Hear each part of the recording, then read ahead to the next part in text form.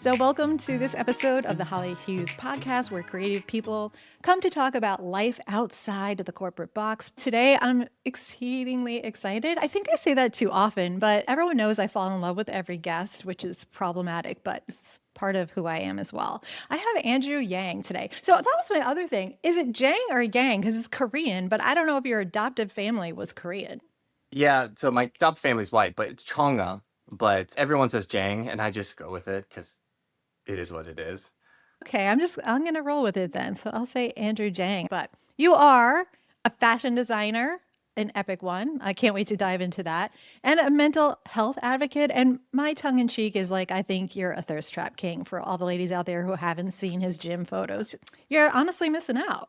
And I am a little hesitant to tease and joke because we are going to be talking about depression and suicidal ideation. I don't want you to think I'm belittling it, but one of my coping mechanisms is I deflect with humor.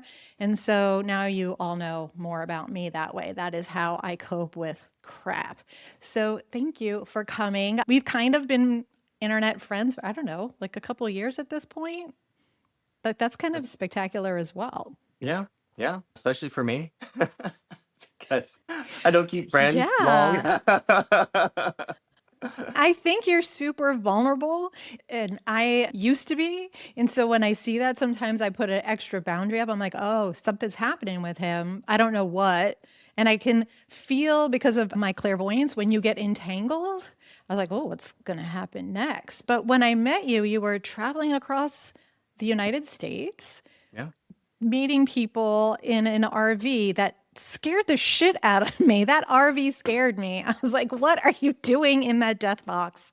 It was a piece And of then shit. the damn thing Yeah. blew up, basically. So again, welcome to the show. I want to start with your fashion design. I was actually quite worried, like, what do I wear? Because I know you can only just see me from like here up anyway, but I was like, fashion, like in LA, I was a fashion girl. I was all there, but now I'm like, I don't know. It's intimidating. I wanted to look cute but classic, so I just went with the white t-shirt because like you can't go wrong with that. And it's hot already here in the Carolinas, so screw it. I know you think that's funny, but it's totally how I thought. I want to know, like, what is your perspective on your origin story and how it influenced you in fashion? Because you wrote about like kind of being worn and left. Like that's when I think of like fashion, like high fashion. It's worn, you're seen, and then it's left, right? And so I was curious if you've ever thought about it that way. No, mainly because fashion really isn't that important to me. I only got a chance to work at the NBA draft just because some randomness of life. Like I didn't go to school for fashion. I was considered one of the worst dressed in high school, and I was. And when I got into my 20s and I had money, I dressed like a douche because I didn't know what style was. I didn't know what taste was. I went to Express. I went to Nordstrom, bought all the expensive shit because the salesperson was hot. Like, that's all I knew. And so I literally, when you imagine the douchiest guy with the most expensive clothes and the most manicured eyebrows and tips, gold, yellow tips in their hair, that was me. And I didn't know any better. But I was very fortunate. So a little bit of the origin story. Born, my mother gave me to my grandmother. My grandmother gave me up for adoption. That was it. Made to a family in Iowa, great family, farming community. My parents are educators. Started out with, I think there was 4 or 5 of us when I first got there. And then there was 10 kids by the time I graduated high school. So it grew. But I wasn't close with my family during that time. Just that's kind of my own kid, my own self. But we go up to the farm during the summers, and I'd spend time with my grandmother as much as possible because my grandfather was really mean. And my grandmother knew my grandfather was hard on me. She knew my parents were hard on me. And every now and then she would take me with the other grandmas just to get me away. And that's actually where I learned to sew. And they had a sewing machine and cookies and donuts and bread. And I just was able to tinker around on the sewing machine and eating cookies. And no one really taught me anything. Like she would teach me just how not to get my fingers through the needle. But like, it was just kind of allowing me to just play around with this machine, and that always kind of stuck with me. And I think when you're raised in small communities where you have to be very creative because there's nothing to do out there, I was a kid that talked to myself, and I was a kid that just would pick up rocks and sticks and build things. And I think we all did that. And MacGyver was a huge influence for me. And so when I got in my 20s, I knew that I knew how to basically sew, and I knew I wanted to dress better than I was. And I went to thrift stores. I remember walking in there, and I was just like, the first time I saw this beautiful tuxedo jacket, and I'm like, that thing's gorgeous. Bought it for, I think it was $50. And that thing had to been, $700, $800 back then, brand new. But then I took it home. It was too big for me. And I just knew that I needed to fit, I wanted it to look trimmer on me. So when I bought this tuxedo jacket, I literally just started cutting it apart and sewing it back together and putting it on me and seeing what I could do. And then I went to this party, this gala, and there was this married couple there, and they're like, "You're the best dressed guy here." They're like, "Where did you get your tuxedo and your everything from?" And I was like, "Oh, I made it." And they're like, "Can we pay you to make us something?" And I was just like, and I had a job, I was doing other stuff, but I was like, "Yeah, if you pay me 2,500, I'll do it." And they're like, "Cool." They wrote me a check, and I was just like, I had no idea what I was doing. I had no idea where you get fabric from. Never knew how to measure anyone. Like, I was just guessing the whole fucking way.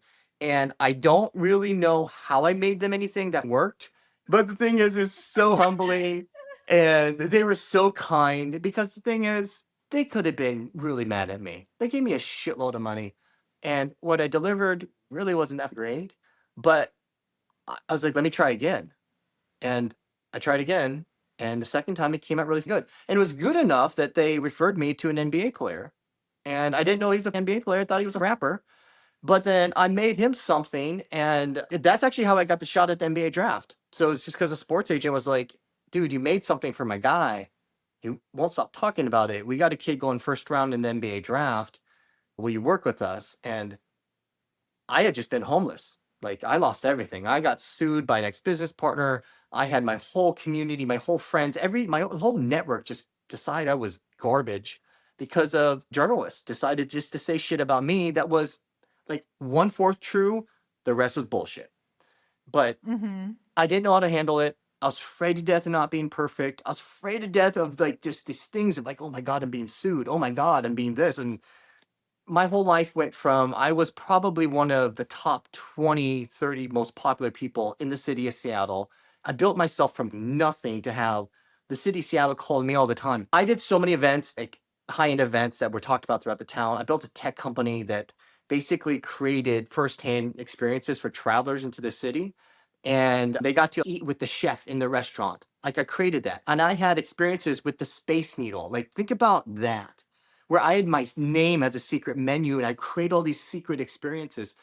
I knew everyone. Like, I was meeting with CFO, CEOs of Starbucks, Google. I mean, you name it, I was meeting with them. I did a private dinner for Jeff Bezos, and I shut down a whole fucking restaurant, brought in a James Beard award winning chef.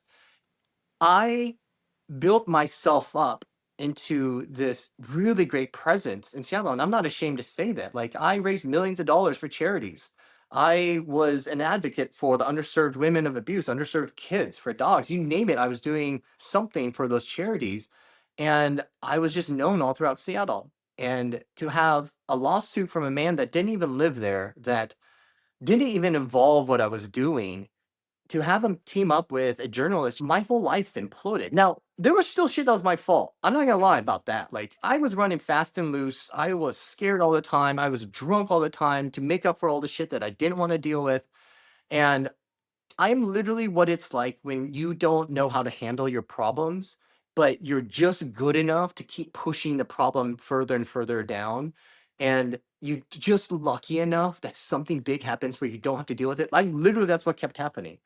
And so, kind of like my clothes that was held together with duct tape and string, my life was literally held together with duct tape and string until a moment it just couldn't hold anymore, and everything left me. Like, Right. What was the fear that propelled you? just not being perfect, What do you not being. think the fear was that was Oh, it's just, it was propelling? just because I wanted to be liked. I You know, needed but validation. Like, I was so afraid of being considered a loser and not rich and successful that I hid the fact that I was struggling, my business was struggling because of this lawsuit. And what made Right. it worse was that I would drink every night, and that drinking got worse and worse and worse. So then I'd wake up later throughout the day. I wouldn't really be handling my business. And then when you drink a lot like that, and people don't understand that, Spirals.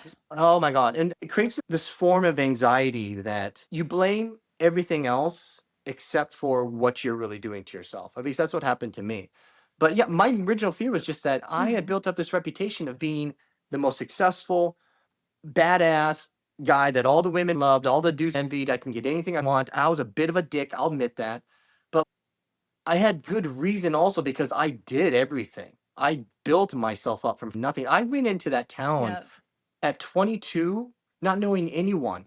And within 3 years, I have the city of Seattle calling me because Boeing did a private launch of one of the brand new planes. I got to do that. Like, that is where I got to. And to lose it all, it hurt. And then to lose all It's those crazy. friends. I was talking to a director producer this earlier this week, and we were discussing like when I was in LA, and I wasn't even anyone big in LA. I was just someone making a living, right?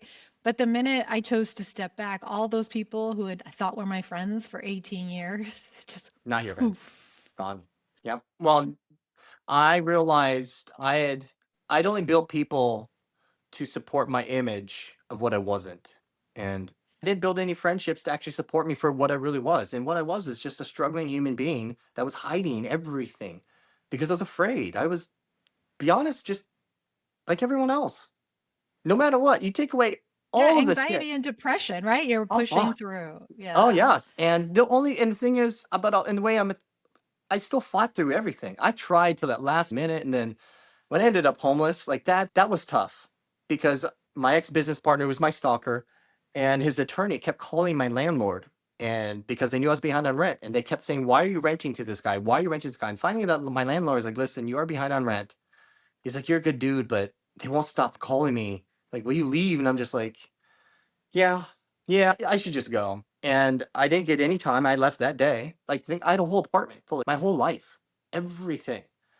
And it just all got thrown away except for what I could carry. My dog, couple bags, Yeah. and a hamper. And my friend Alex took me in, and I was a rotten mess. And he showed me to the couch where I was going to stay. And then a week later, he was like, "Dude, you got to get the fuck out." And it was so left field, but also I get it because I was broken to the core. Like, I didn't know what I was going to do. I had no money. I realized no one wanted to talk to me. That journalist kept pushing out all these stories. He started telling people I was a fugitive on the run and like kept doing all of these things. So like no one would touch me and no one wanted to hear my story. Yeah, I think people get like lost in the image, right? Like people get lost in the image. Here's a guy who's got it all, who came from nothing, who keeps building, who gets all this attention. Then there's envy in that. And then you very much seem to be a person who acts and then thinks and then feels, right? Where you're like, yes, I'm going to do it and da da da. And then, oh, I have to do this. Ah, shit, I did it this way. Or, oops, that worked. Or the connection isn't what I thought. And that's like the magic of you and the crazy of your life, right? Like as a person who like watches some of the things that I've seen you go through, right?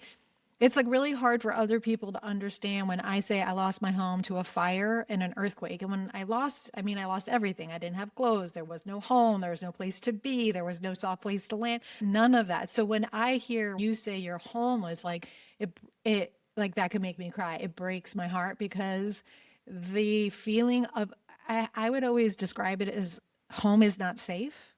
My home is not safe. It can be taken away. And where do you root? Where do you trust?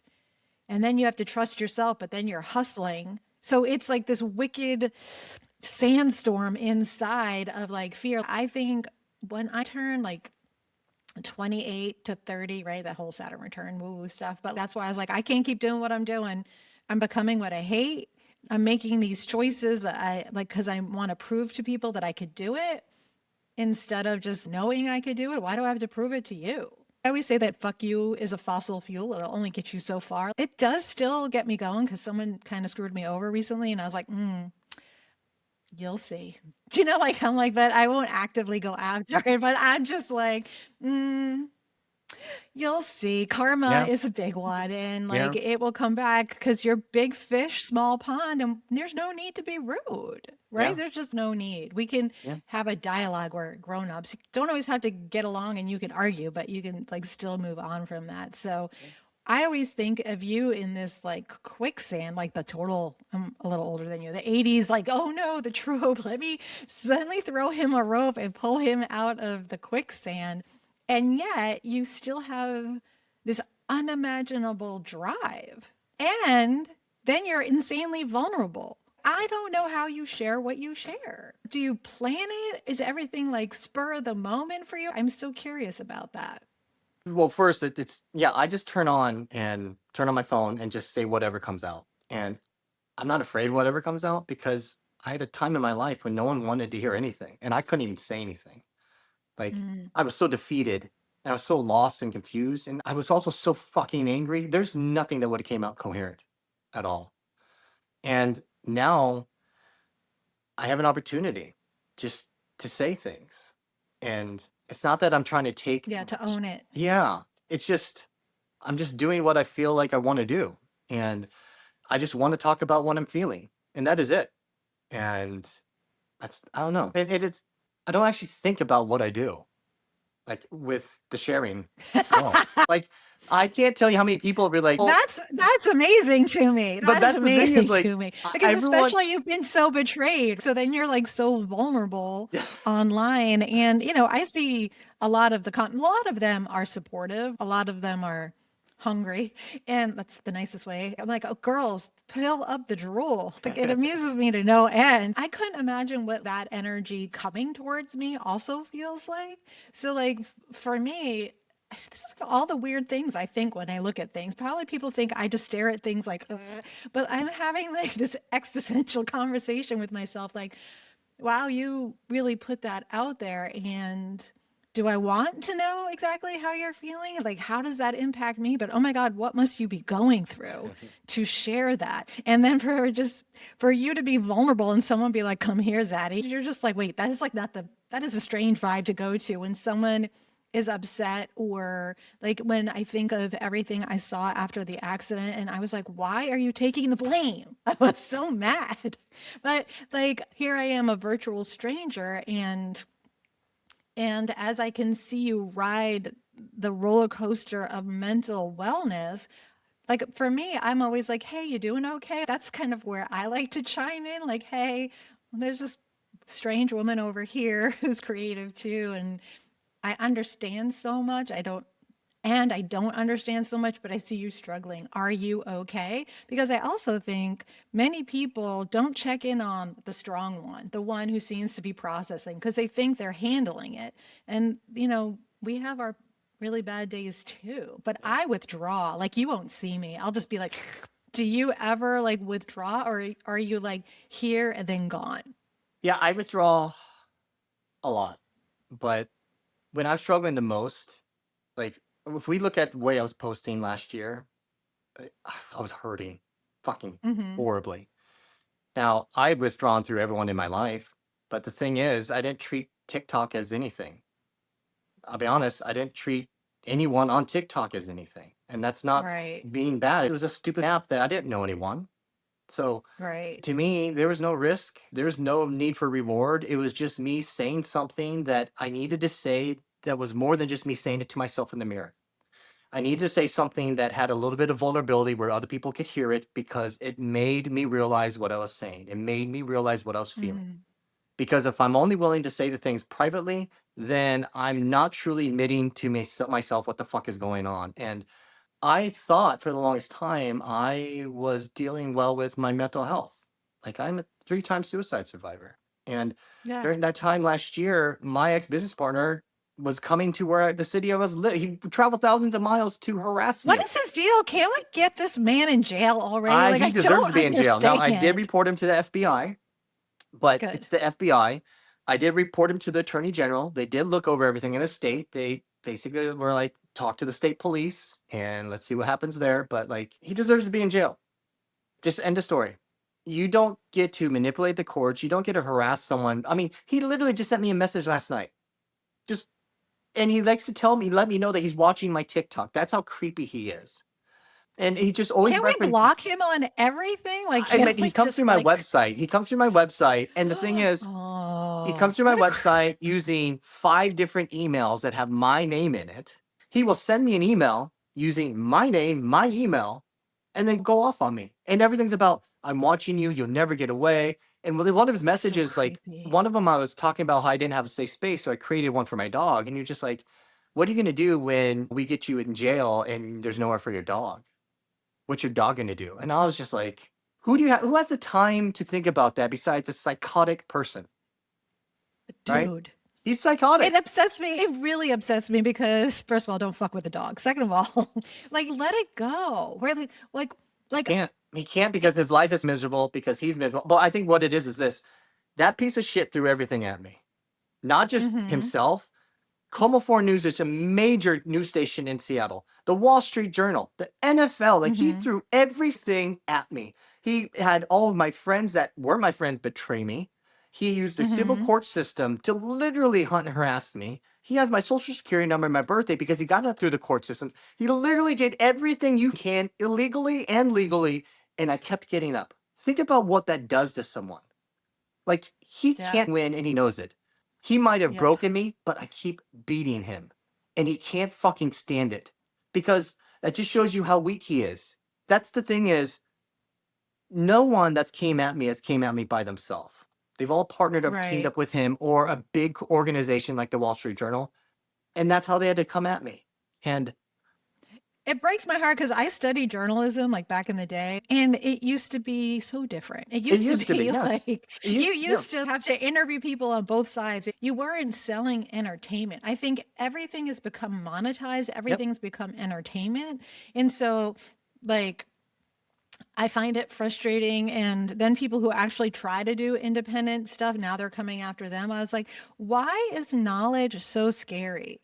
Like, why is like learning a perspective that's not yours so Yep. scary? Why is just listening so scary? Because every time I go out into the world, and you're always out in the world, I actually find I have so much more in common with people, even when they don't understand me. The people who I don't click with, that's like a whole other thing. Some people you get along with, and sometimes you're just like, oh, hi, nice to meet Mhm. you. And I'll just keep going my way.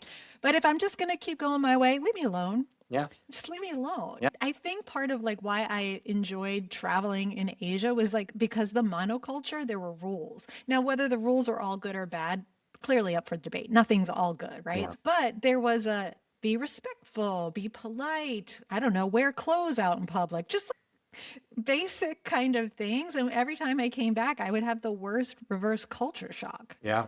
just because decency doesn't exist like really anymore. Yeah. And I think it's just because we're all stuck in the same loop. Like, we're Yeah. all being told that the dream is in front of us, but we can't see it because we're too busy checking something on the phone. And we no longer connect with people because we can only connect with them through the phone. You can minimize someone's whole life through zeros and ones, and that's what's happened. Like, Yeah. and Go when, outside, people. oh, Go do a thing. So you are the king of reinvention and your stamina. I want to know what vitamins you take, honestly. Like I know I you don't go to take the any. gym. I That's I I get crazy. everything from fruit and eggs and hamburger, and that is it. Oh, and donuts and cake, And cookies. I love. you're like done. I'm a cookie girl Yeah. personally. Give me a warm chocolate chip cookie. Yep. I'm I am. there. Or fresh baked bread. Oh yeah. Forget it. Those are my two downfalls. Okay, so you did fashion, you conquered it and walked away one way or another. Then you took on this whole other. You started IT, then fashion. And now what is this evolution that you're in the process of now? Because you're changing it up. And I know it's in the process. So I don't know if you're like me and you go poo poo poo. And I don't want to talk about it because I don't want to jinx it. But I'm like so curious because I want people to know this creative part of you, which is Yeah. what I recognize every time I look at you. Yeah. I'm not ready to talk about it yet, but Okay. it all makes sense. Like, what I am building makes absolute sense for everything I went through. And it makes sense because also I recognize what's a big problem that's happening with people through TikTok.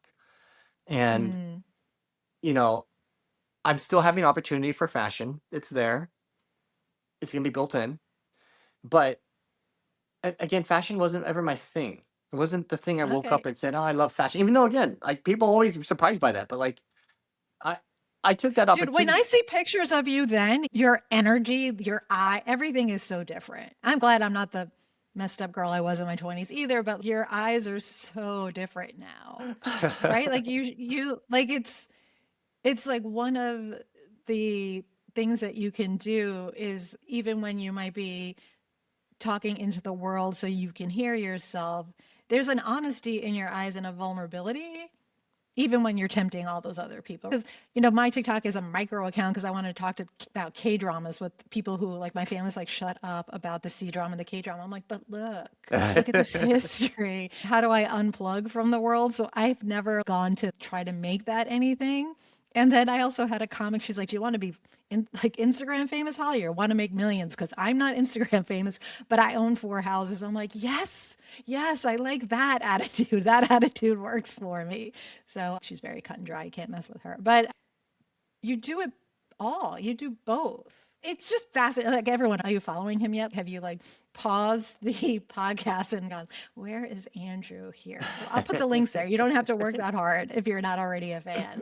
But I think actually your vulnerability is one of your creative gifts. Thank you. I know Again, you weren't expecting that, were no. you? You weren't expecting that. I see the flabbergasted on your face suddenly. Again, like I don't have anything special. I do. I feel something and I say it, and it's literally just because I still know what it was like when I had nothing to say and no one wanted to hear me say anything. And it's not that I'm trying to wake up and not take it for granted. I just now know that I am allowed to say whatever I want to feel, and I say Mm. it. And I have emotions from 100 years ago to emotions from yesterday. And I don't know which one's going to wake me up and say this out loud. And I just, whichever one it is, I say it. And sometimes they're funny. Sometimes it's really dark. Sometimes it's really Sometimes they're deep. really funny. Oh, Sometimes yeah. they're really, I mean, sometimes they are really my dark. humor has I just been know. my thing. But my humor is built off of insecurity, and it's a weird thing that just kind of stuck with me. But I do feel lucky in that I can express everything that's in my heart. I can express everything that's in my head. I can express everything that I hate and everything that I love, and words come Hmm. out. They just flow out, and I can't explain it. They just do, and I feel very That's a fortunate. divine gift. I also have read your writing, by the way. You're really good at that, and Oh, I'm thanks. picky. You just have the ability to kind of go there and be real, and you're not talking down to anyone. And again, you address all these same things in your writing, and you don't come off bitter in the writing, right? It's pretty. That's hard Well, I to mean, like to be able to have that distance to share a really hard story and many of them of all that loss and then whatever. So are you in contact with your adopted family at all? Are they supportive or are they just people that you know? yeah, I talked to them recently. I needed help with my birth certificate, and I hadn't talked to them in a long time. And I reached out to my dad. They're concerned. They're like, "Are you okay?" And I was like, "Shit got crazy in Europe, but it's me." And he's like, "Yep." And I was straight up with him. I'm like, "Listen, I don't know what I want from you. I don't know if I want anything." I was like, "We tried. I'm not a great son. I'm just not." I was like, "And it's not that you're not a great dad. We couldn't connect in the way I wished, and we tried." I was like, "But I need to go find myself. And if I keep trying to figure out how to attach back, I will never be able to focus here. And I don't know what it is, but there's a part of me that believes that I was always supposed to be in Europe traveling to find myself. I've dreamt about it since I was a kid. And I'm here. And I'm one of those people, and this is what really irritates so many people, is that when I have left, I'm done. I'm done. Because the thing is, and this is the part that people don't understand, most people I've met in my life, I met them during a phase in my life. In that early part of that phase, I was a completely different person than where I'm now or when I left because I had to grow. Now, I give everyone that really wants it or deserves it the opportunity to stay with me, but most of them can't accept the new version of me because they want the older version of me that was weak and broken and needed them and did a lot for them. And this is the harsh reality. Do you have like a calling to bring some people together in any sort of way? In like, would you ever do like charity work again? Or like, how are you also taking care of your mental health on this bumpy journey? Like literally, how are you? Because like you share a lot, but I don't know if you want to share. Like, how do you, I don't know, soothe and heal? So every day is still a struggle, 100%. And the struggle is, am I safe? Am I working hard enough? What am I doing? Like those are repeating thoughts. And, most people only get to see me for about a minute every day. And what they forget is that there's Uh, 23 hours and 59 other minutes in that day. And I have my moments and cycles just like everyone else. But one thing I'm very good at is compartmentalizing those cycles or clearing out those cycles. I don't know which one it mm, is often. It just something will pop up and I'm like, what the fuck am I feeling? If it's anger, I've just learned to just let it in. I'm really good with my mm, anger. And if it's hatred, that is something I'm trying to work on to let go of. If it's sadness, then that is a hard one for me. mm. If it's anxiety, I struggle with anxiety still. The anxiety is more of something's about to go wrong type of anxiety. No. And that pops off a lot when I'm building. It pops up a lot every time someone says something. It pops up a lot when I meet a new relationship or friendship because I have this knee jerk reaction like, oh, they're going to find something about my past and be like, oh, they're going to either call my stalker or they're going to be like, you're not good enough. Oh, One of because that those, keeps happening to you. yeah. That's so crazy. But something in there is just part of what I have to deal with throughout the day. And the thing is, I'm okay with it because I'm also not in a place where I can fully dedicate time to heal. It's the wrong fucking time. I have to build. If I spend all Mm, my, and I told this to a friend, there's a fork in this road. And I had the fork in my road about 3 months ago. And my options were one of two. I could heal, spend the rest of my life healing, and I'd be no one. I'd be forgotten because I would disappear, but I would heal mm, completely. Or could build a new life. But all of my energy has to go into that life, which means everything that I'm carrying, I have to continue to carry, but I can't touch, which means I'm kicking my healing down the road.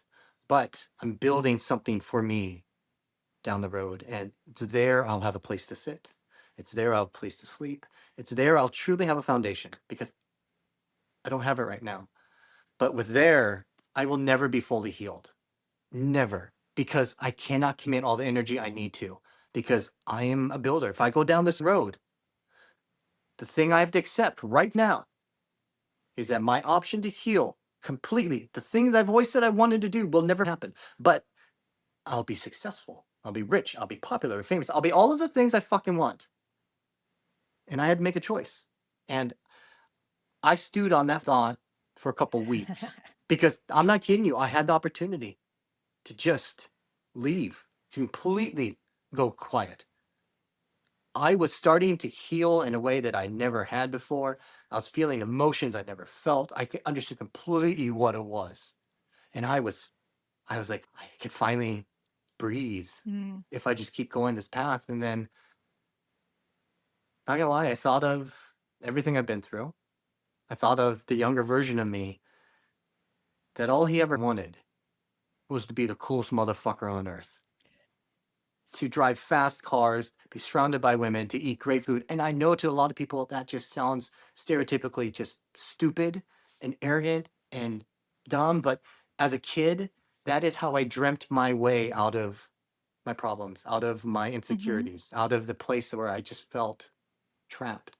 I am very much that kid, no matter how old I get. And I kept thinking, that kid got me through to here. Every fucking year, that kid got me through to here. Why would I Yeah. abandon him now? So that was my thought. I See, I said that told up. you, you had a little boy in you. I Yes. told you. That's what I Yes. He's see. always I'm gonna there. I'm as a healer, as a person who's worked with people for 10 years, I'm going to throw a new option out because what you're doing is what I call the reach back. So I've even worked with people for like a few months and take it or leave it. This is like a no pressure thing. This is just like I'll plant a seed of an idea. You keep doing what you're doing because I don't want you to change it because you don't want to change it. So you do you. But at some point, you don't have to like give up everything for the healing. You might just have to give it a little space, just like how you make space for anger, just like how you make space for sleep and sex and fun and not fun and seven, like all the good things, right? But when I work with someone and they move ahead, and when they finally feel the anxiety leaving them, and then they don't know what to fill that space with, because surrender to peacefulness is unnerving, especially if your nervous system has always been wired for chaos. Yeah. So what they do is they reach back out for some chaos and they pull it back in and then like recalibrate again. It's like not an overnight thing. And Lord knows I probably have my own struggle. That's why I can talk about it, right? Like I have my own things that way, but I feel that you can have all the success that you want, but you can reshape it without the toxic quality. And I would offer that, and I hope that happens for you. I want you to forget me and be so fucking big and be like, I one time did this favor for this chick. But because you're thriving and you're happy and you feel whole, not from a place of chasing a dream that maybe you can dream better now. I don't know. I want you to be safe. I want home to be safe for you because I've made mine pretty safe for me. Yeah. Now, other people would be really uncomfortable because in my home, we're really honest because I can't stand liars. Yeah. So if you come visit, you'll hear conversations. Will be like, do y'all talk to each other that way? Yes. I would just rather know that you can't see on my face right now than something else. I don't Yeah. know. That's just altogether different. But now I'm thinking, I can't wait to see what you grow. Like you're making this wild garden. I don't know how to explain like what I see when I look at you now. Well, I But it's mean, like, if you think about it, like this was my biggest challenge ever. All the shit I went through, this was my biggest one. I came to Europe, to France to help someone. And when I found out what she was doing, like conversing with my stalker, and when I found out that the only way she was going to help me with my visa was to marry her, I was like, none of this is what we talked about. And when I those left, eyes, Andrew, those eyes, I tell you, they get and you the thing into is, when trouble. I left, she called the police on me to arrest me. Like, I had to leave with nothing, absolutely nothing, but more fear. And if it wasn't for some strangers from TikTok, a couple French grandmas, I wouldn't had the time to actually get my bearings right, because I'm not gonna lie, they Hmm. pushed me to suicide. I have saved every message, everything that they did. I watched them try to dismantle me. And this is the owner of the RV with the woman that was in the RV with my stalker. And people from So Seattle, like, it scary. was disgusting what they fucking did. But I had to live through that. Live through it after I just had the police called on me, after I didn't even take any time to heal for myself. And now I'm in a stranger's home wondering, what am I doing? And every day they just kept putting pressure on me, pressure on me, pressure on me.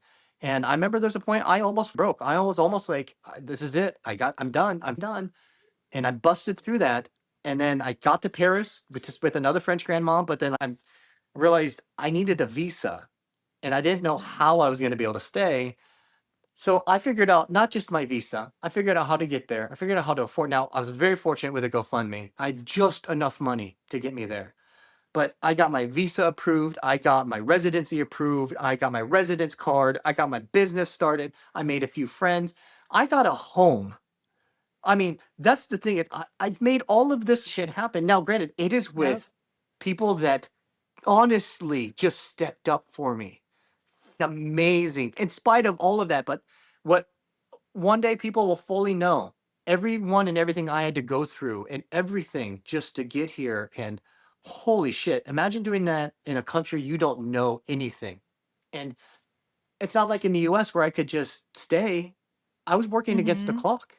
Like, there was so much shit that just could have gone wrong. And there's so many nights I was Can't you just, see that as your superpower? You just have that superpower of, I hope you don't have to start over too many more times in your life. And if you choose to, it's because you want your yeah, garden bigger, not because you lose it. But you have that strength of doing it like that. I think that people forget. People yeah, forget that like our grandparents or whatever had nothing and started, and we're also fucking spoiled now. We're yeah. also spoiled, and but it's like it's worth the work. Oh, it It's worth is. it. It's going to be so good. I mean, the thing is, I'm great at hunkering down. Like, I'm great at sacrifice. Like, I I have a friend here, and she got very upset at me because I was having dinner at her place, and she cooked a great meal, and I saw her a couple days later, and she saw my TikTok, and she was just like, are you eating every other day? And I'm like, yeah, I need to save money. I was like, I'm building my business. I'm doing, she goes, but you were just at my home. And she's like, why didn't you ask for more food? I was like, listen, I was starving and you fed me. I Mm. got enough there. To ask for more would be me taking advantage of the situation. And I'm not going to do that. I was like, I'm okay with sacrifice. And I'd already got it into my brain and I already got into practice that I was going to eat every other day, one meal, and my dog was going to eat. And the money I needed was to save up for a place, to save up for my business, like do all the things I Hmm. needed to do. I can do all of that because I've been through all of that. I've been through the worst. And I will literally look at every new challenge that comes at me and I will be like, all right, this is going to cost me a little bit of skin. This is going to cost me a little bit of time. This is going to cost me a lot of fucking heartache, but I'm willing to do it. And I just do it. And it may be A my greatest superpower. superpower. Yes. I think we need to like make you a cape. I think I need some sort of banner just for as a reminder for you as you have your highs and lows. Yeah. So I usually ask everyone, I wrap up the interviews with what is your warning label, but do you need a warning label? Like do we need to reframe that for you? Like what do you think? Oh, God. Yeah, my warning label is I will scare the fucking shit out of you, but you'll fucking love it. And you will decide later if you hate me or love me, but that will flip flop a billion times before you finally decide. That's the warning label. You know, I could totally see that. That's like a long one. That's fine print. I definitely need my bifocals for that. Yep. But I love it. I like that you know yourself this well. I love that you're willing to always be open and vulnerable and share, even when it's anger or fear or vulnerability. The expressions in your eyes. I'll just watch. I don't know that I can do that, but maybe one day. I don't know. We'll see. But so, where do you want people to come find you? This will be here in the summer. This is coming out July, August. Do you want them to go to your website or follow you somewhere? Where would you like people to come I'm on watch? TikTok all every day. 7 of Andrew, all Hmm. spelled out. My website is also in my TikTok, but andrewjang.com. I don't update it, but maybe I will. I am thinking about doing some YouTube videos. I haven't decided that yet. Oh, I'm on Instagram, 7 of Andrew as well, but I might do something there. I don't know yet. They keep bugging me to start okay. posting some reels, the I'm main thing. sure. Well, thank you everyone for coming to the Holly Hughes podcast, where this is definitely a life outside the box, and we'll see you next time.